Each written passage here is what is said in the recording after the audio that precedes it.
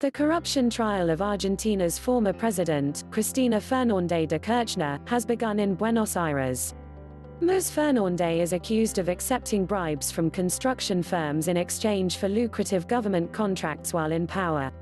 This trial, the first of 12 cases Ms Fernández faces, comes days after she announced she was running for office. Posting on Twitter ahead of the trial, she dismissed the accusations as a politically motivated smokescreen. "Trials must seek the truth," she wrote. But it doesn't look like this is going to happen here. Cristina Fernández to run for vice president. Ms Fernández, a left-leaning populist, is standing for the vice presidency in the country's national election on the 27th of October.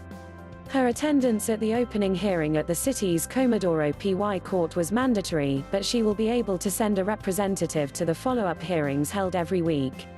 Demonstrators gathered outside the courthouse in Buenos Aires on Tuesday to shout slogans in support of the former president.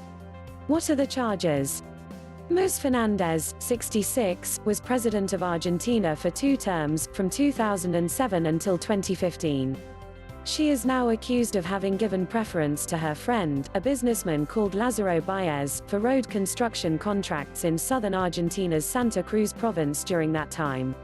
She said on Twitter the trial was to distract Argentines from the dramatic situation in which our country and our people live, referring to Argentina's fragile economy. It is a new act of persecution, with a single objective, to place a former president opposed to this government on the defendant's bench during a full presidential campaign, she wrote. High inflation and a weak Argentine peso have led to increasing social unrest and unemployment in the country.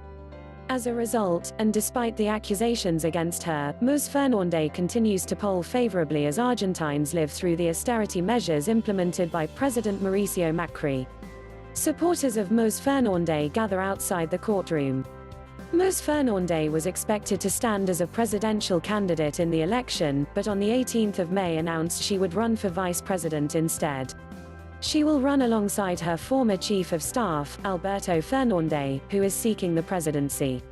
"I have asked Alberto Fernández to lead a team that includes both of us, him as the presidential candidate and me as candidate for the vice position," she said in a nearly 13-minute-long video on her official Twitter account.